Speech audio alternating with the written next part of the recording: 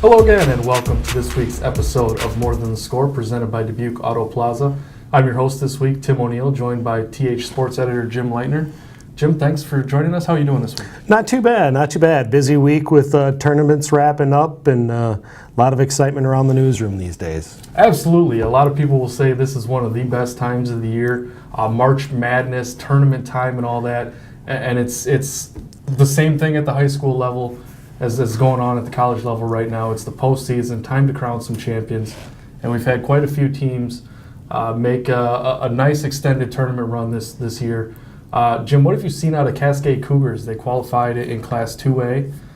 Just what did you see out of their tournament run this week? You know, Cascade was a team that I think a lot of people expected to be really down this year. You know, their longtime legendary coach Al Marshall retired at the end of last season, and he took a lot of really good seniors along with him after they finished second for the best finish in school history. But the Cougars really battled back all season long. They finished with a 22-3 record, got back down to the state tournament for the fourth straight year. They just ran into a familiar team in the state tournament. They played River Valley Conference rival Comanche and got beat 58-48 on Monday night in the Class 2A quarterfinals. But it says a lot about that team that they were able to have the kind of year they had and make a run out of the state tournament. You know, even though it was basically a whole new team, whole new coach. You know, a lot of difficulties to overcome this year, but they did. And you know, I think a lot of that has to do with Coach Jacob Brindle, you know, really carrying over what Al Marshall has preached for all these years, and the foundation of their game is defense. Sure, and a lot of times we talk about tradition in a program, and Cascade obviously has that tradition. You look at one of our other teams that qualified for the Iowa State basketball tournament, and they don't really have that state tradition at Dubuque Hempstead, who qualified in Class 4A. Their quarterfinal was on Wednesday. Jim, what did you see out of the Mustangs as they made their state tournament debut? Well, you want to talk about the first half, or do you want to talk about the second half?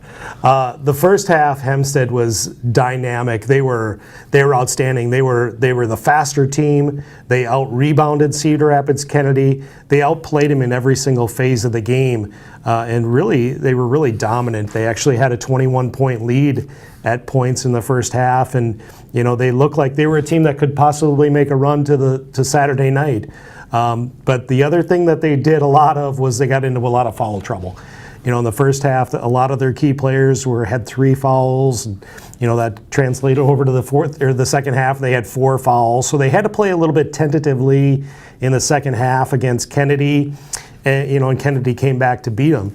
It was actually 55-47 on Wednesday, and you know, it's kind of a tough pill for the Mustangs to swallow. But you know, again, that's a great accomplishment to get down to Des Moines. Well, I think I saw that Kennedy scored 26, maybe a little off on that, but I think it was 26 points at the free throw line. So obviously, you know, those free shots can make a big difference in the game if you get there enough.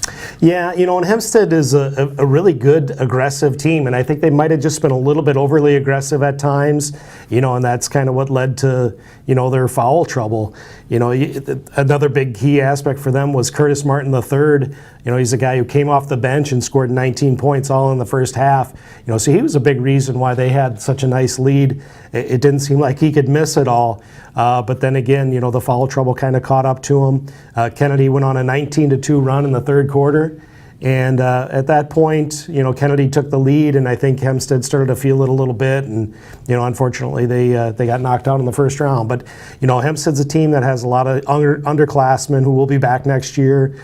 So I wouldn't be surprised to see them have another outstanding season next year and possibly make another run to Des Moines. Absolutely. We'll be waiting to see that. That's it for Iowa. We do got a couple of sectional semifinals in Wisconsin Thursday night. Darlington, Shullsburg, and Platteville are all within 2 wins of the state tournament. If they win on Thursday, they'll play again on Saturday to go to the state tournament in Wisconsin. Yeah, and you actually, when speaking of historic runs, actually you covered East Dubuque boys basketball team. They went farther than any other team in school history.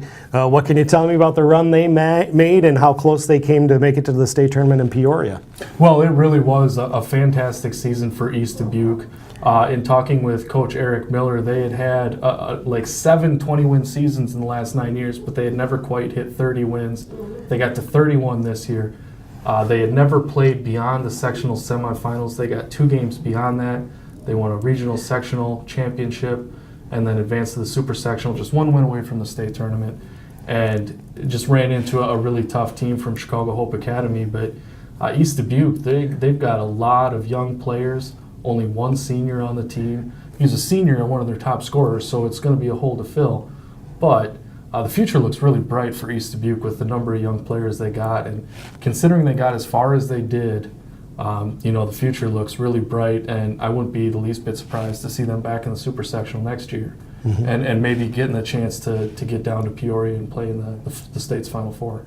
It's really tough to make it in Illinois, too. I don't know, they have to win 5 or 6 games just to get to the state tournament?